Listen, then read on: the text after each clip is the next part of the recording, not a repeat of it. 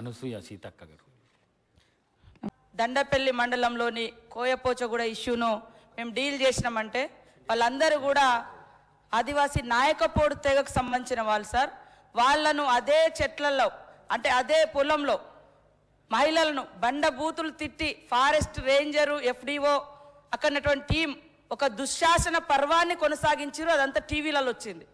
తర్వాత వాళ్ళు తిండి లేక ఉండడానికి ఇల్లు లేక చిన్న చిన్న గుడిసెలు వేసుకున్నటువంటి వాళ్ళ మీద వన్యప్రాణి యాక్ట్ పెట్టి అన్ని రోజులు జైల్లో పెట్టి చిన్న చిన్న పిల్లల్ని తల్లులకు దూరం చేసినటువంటి పరిస్థితి సార్. ఇంకెక్కడ సామరస్యంగా పరిష్కరించారు సార్. అదేవిధంగా మీరు చూస్తే నేను అక్కడికి వెళ్ళిన సార్, జైలుకి వెళ్ళినా ఆ ఇష్యూ కాడికి వెళ్ళినా వాళ్ళు 2002 నుండి సాగులో ఉన్నారు, దున్నుకు అంటే పోడు చేసిర్రు. తర్వాత కేసు కూడా పెట్టబడ్డది, మధ్యలో ఆగిపోయింది. ఇప్పుడు మళ్ళీ అత్యంత ఘోరంగా మీరు ఒకసారి ఆ వీడియోలు ఆ క్లిప్పింగ్స్ కూడా తీసుకొచ్చుకొని చూస్తే బాగుంటుందని కోరుతా ఉన్నా సార్. మా జీవనమే అటవీ మీద ఆధారపడి సాంప్రదాయకంగా దొరికే అటువంటి లేదా సహజ వనరులను తీసుకొని తిని బతికే అటువంటి జాతులు. కనీసం అడవులో అక్కడ ఇందనపల్లి జన్నారం మండలంలో ఇందనపల్లిలో చేపలు పట్టుకోవడానికి పోతే కేసులు పెట్టిరు సార్. కేసులు పెట్టిరని విలేకరులు రాస్తే విలేకరుల మీద పైనేసి కేసులు పెట్టిరు సార్. మీరు తెలుసుకోండి సార్. అక్కడ నుంచి నేను వెళ్ళిన అక్కడ ఇన్సిడెంట్కు నిన్నగాక మొన్న ఆసిఫాబాద్లో పొయ్యిల కట్టెలకు అరే మాకు గ్యాస్ కనెక్షన్ లేవు, మరి వంట లెక్కని చేసుకోవాలి సార్. అడవిలలో ఉన్న చెరువులు ఉన్న చాపాట చెరువు నీళ్ళు తాగొద్దు అన్నట్టుగా మాకు గ్యాస్ కనెక్షన్ లేవు. చెరువు అంటే కట్టెలో పోతే విపరీతంగా కోవ లింబారావు అనేటువంటి వ్యక్తిని కొట్టి హాస్పిటల్ పాలైంది సార్. ములుగులో కానీ ఆదిలాబాద్లో కానీ మహబూబాద్లో కానీ ఉత్తర తెలంగాణలో ఉన్నటువంటి అటవీ ప్రాంతాలు అన్నీ కూడా ఈరోజు ఫారెస్ట్ మధ్య సమస్యగా కాకుండా ప్రభుత్వం ఒక క్లారిటీగా చెప్పండి, సాగులో ఉన్న భూముల జోలికి రావద్దని చెప్పండి సార్. మీరు తర్వాత చట్టం తెస్తారా? వచ్చే ప్రభుత్వం ఇంకా 2006 వరకు మేము చట్టం తెచ్చినాం సార్. కాంగ్రెస్ ప్రభుత్వం 2009 నుంచి దున్నుకునే వాళ్ళకు కూడా తేండి అని మేము ఒక అప్పీల్ చేస్తాం సార్. రేపు భవిష్యత్తులో ఇక్కడ ఉన్నటువంటి గవర్నమెంట్ కూడా నిర్ణయం తీసుకోండి. అంతేగాని ఇట్లా కొట్టి ఇబ్బంది పెట్టి మీరు ఉండొద్దండి. ఎక్కడికి పోవాలి సార్? ఎవరికి చెప్పుకోవాలి? ప్రభుత్వము, పోలీసులు, ఫారెస్టులు అందరూ ఒకటై చిన్న చితక బలహీన వర్గాల మీద, పేదల మీద, దళితుల మీద, ఆదివాసుల మీద ఈ రకంగా జరుగుతుంటే ఎస్సీ ఎస్టీ కేసులు పెట్టాలి సార్. మమ్మల్ని కొడితే ఎందుకు పెట్టారు సార్? వాళ్ళు తీసుకున్నప్పుడే వీడియోలు ఉంటాయి, మా ప్రజల్ని కొట్టినప్పుడు మా దగ్గర ఏం వీడియోలు ఉండవు.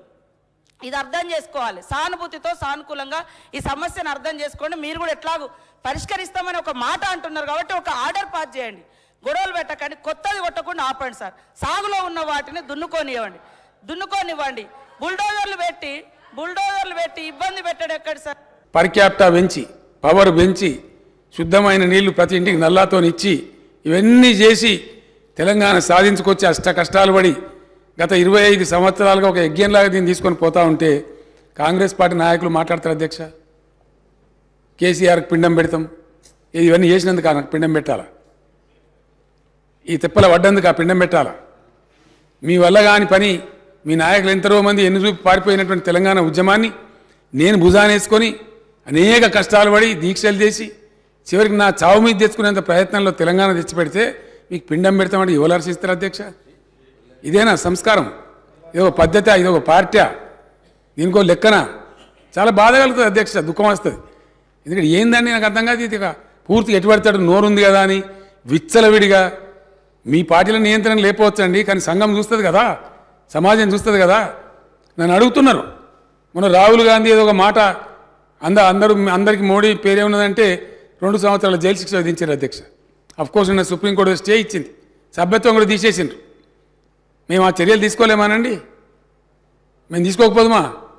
మీరు ఏదో స్వేచ్ఛ కావాలి, స్వేచ్ఛ ఇచ్చినాం. మేము చాలా లిబరల్గా ఉంటున్నాం, డెమోక్రాటిక్గా ఉంటున్నాం, అన్ని రకాలుగా బాగుంటున్నాం.